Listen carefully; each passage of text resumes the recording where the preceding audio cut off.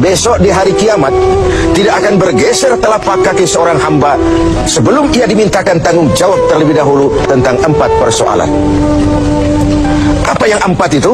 Pertama, an umrihi fima afnahu. Umur yang diberikan kepadanya akan dimintakan tanggung jawab kelak di mana umur itu dihabiskan.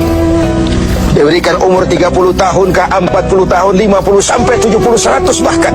Sejak kita akil balik sampai ajal datang merenggut nyawa, di mana umur itu dihabiskan.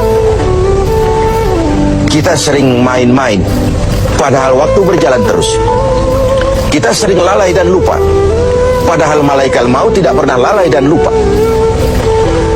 Seorang Nabi Yakub alaihissalam, seketika akan ajal, beliau menanyakan, kalau saya ajal kenapa tidak diberitahu lebih dahulu?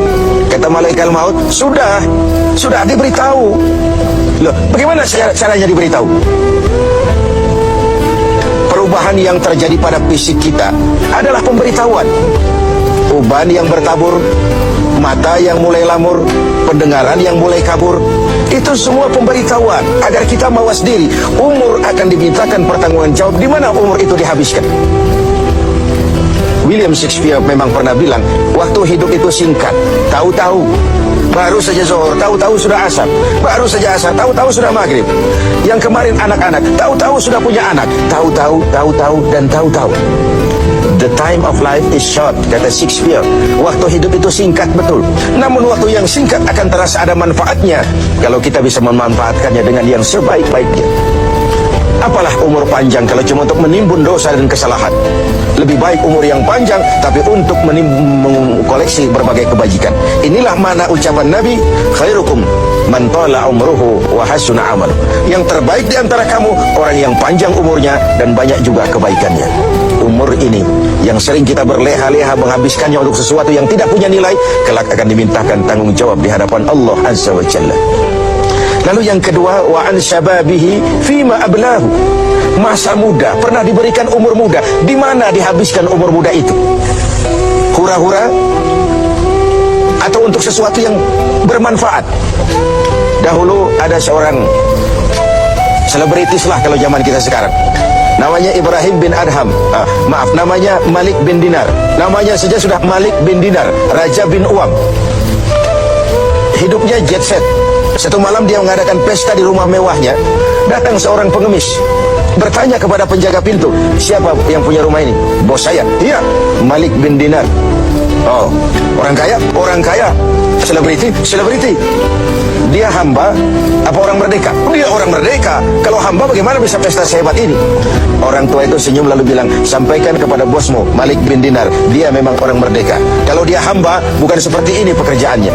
Dia orang merdeka, dilarang tidak terlarang, dicegah pun tidak tercegah. Merdeka dia memperturutkan hawa nafsunya. Kalau dia hamba Allah, bukan begini pekerjaannya. Menghabiskan waktu untuk pesta hura-hura, sesuatu yang tidak ada gunanya. Ini disampaikan kepada Malik bin Dinar. Dia tercenung mendengar orang tua yang misterius itu. Malamnya dia bermimpi kiamat datang, dia akan masukkan ke dalam neraka. Karena itulah lalu dia bertaubat dan kemudian menjadi ahli sufi yang terkenal, Malik bin Dinar. Masa muda akan dimintakan tanggung jawab. Yang ketiga, wa an ilmihi maza amilabi. Ilmu yang dimilikinya, kemana ilmu itu diamalkan? Untuk mencerdaskan orang atau untuk membodohi orang yang memang sudah bodoh? Untuk membimbing umat atau menyesatkan orang lain? Agar hamba menjadi hamba Allah atau agar orang menghambakan dia? Ilmu akan dimintakan pertanggungan jawab. Yang terakhir, wa an malihi min aina iktasabahu wa fima anfaqahu. Kita akan dimintakan tanggung jawab tentang harta kita. Dari mana harta itu didapat dan kemana harta itu dibelanjakan. Perhatikan yang terakhir ini. Tentang ilmu, pertanyaan akhirat cuma satu, ilmumu kau amalkan untuk apa? Tentang umur, pertanyaan akhirat pun satu, umurmu kau habiskan di mana? Tentang masa muda, pertanyaan akhirat juga satu, masa mudamu kau gunakan buat apa? Tapi khusus tentang harta, pengadilan akhirat bertanya dua, hartamu kau dapat dari mana dan kau belanjakan kemana? Dari mananya dan kemananya? Kadang didapat dari cara yang benar, tapi dibelanjakan untuk yang tidak benar. Atau bisa juga didapat dari cara yang tidak benar, dibelanjakan kepada jalan yang benar. Itu pun tidak mungkin kedua-duanya. Pemirsa TV7 yang berbahagia, mudah-mudahan kita tidak bernasib seperti orang tua pengusaha di awal pertemuan kita ini. Semoga kita menjadi orang yang bisa mempertanggungjawabkan baik umur, masa muda, ilmu pengetahuan, dan harta yang dititipkan Allah kepada kita. Tidak satupun yang akan luput dari pengadilan akhirat.